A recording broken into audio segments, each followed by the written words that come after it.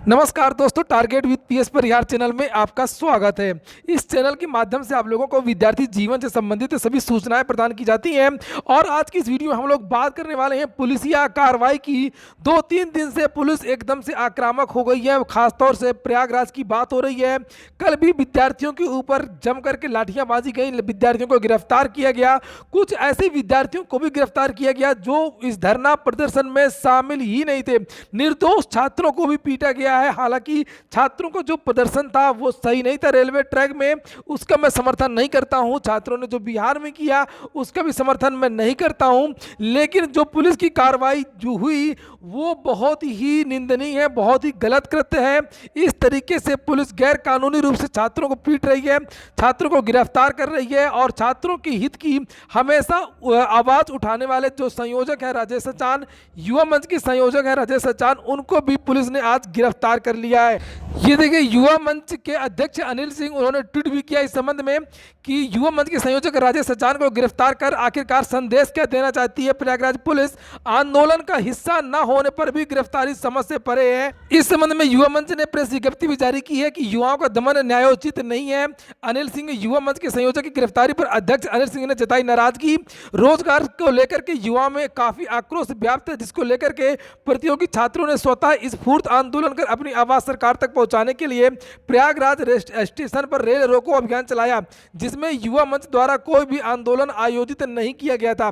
Police ने बघाड़ा में लाजों में घुस करके बेरोजगार प्रतियोगियों पर क्रूरता के साथ में बर्बरता से पीटा है और युवा मंच सहित कई संगठनों ने इस पुलिसिया कार्रवाई का विरोध किया और निंदा की, जिस कारण से युवा मंच के संयोजक राजेश सचान को गिरफ्तार कर लिया गया, जो बेहद निंदनीय है। युवा मंच के अध्यक्ष अनिल सिंह का कहना है कि सरकार व प्रशासन के द्वारा युवाओं की आवाज को दबाना लोकतंत्र की हत्या है। युवा मंच के संयोजक राजेश सचान की गिरफ्तारी के बारे में जब से छात्रों को पता चला तब से छात्र और ज्यादा आक्रोशित हो गए। आखिरकार सरकार इतना क्यों विद्यार्थियों को डराना चाहती है, धमकाना चाहती है छात्र नेताओं को। और एक बात मैं बता दूं कि जो भी हो रहा है रेलवे भर्तियों को लेकर के, जो छात्रों में आक्रोश है वो केवल रेलवे ग्रुप डी का ये जो बदलाव हुआ उसको लेकर के नहीं है।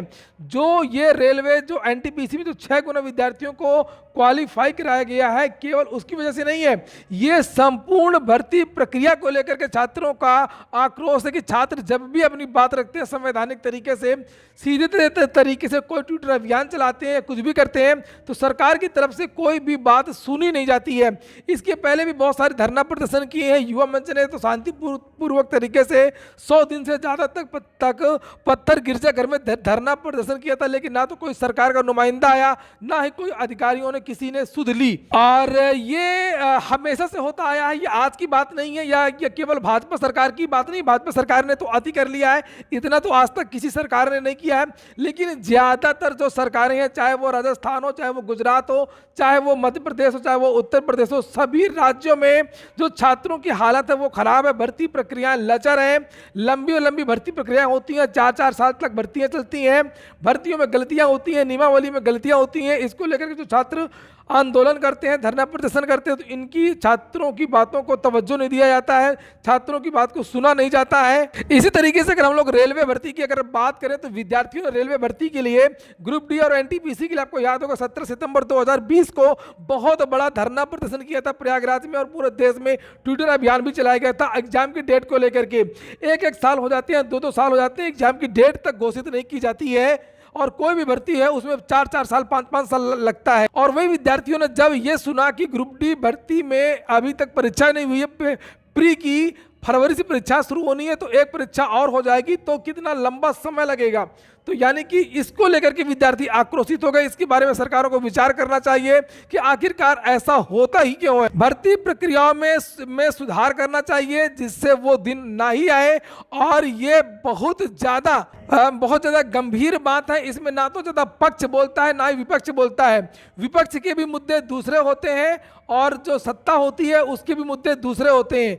इसलिए छात्रों की समस्याओं के बारे में विपक्ष भी बोले, खुलकर बोले, अपनी नीतियों के बारे में बोले, जो दूसरी सरकारें हैं वो भी एक नमूना दे, उदाहरण दे अपनी भर्ती प्रक्रियाओं को लेकर के। जैसे ही भर्ती का विज्ञापन जारी होता है तो विज्ञापन में सारी चीजें स्पष्ट कर देनी चाहिए और विज्ञापन के डेट के साथ साथ अंतिम तिथि के साथ साथ एग्जाम की डेट, रिजल्ट की डेट, नियुक्ति की डेट और एक ऐसा नियम बनाना चाहिए कि 8 महीने के अंदर, 1 साल के अंदर नियुक्ति पत्र छात्रों को दे दिया जाएगा। और अगर एग्जाम में कोई धांधली होती है, पेपर आउट होता है, पेपर लीक होता है या कुछ भी होता है तो दोषी अधिकारियों को कड़ी से कड़ी सजा देनी चाहिए। इसके बारे में भी नियम बनना चाहिए। फिलहाल युवा मंच के संयोजक राजेश सचान की रिहाई को लेकर के ट्विटर अभियान भी चलाया जा रहा है। आप लोग भी ट्वीट कर सकते हैं। निर्दोष लोगों को तत्काल रिहा किया जाए, चाहे राजेश सचान हो चाहे वो अन्य छात्रों। बहुत बहुत धन्यवाद।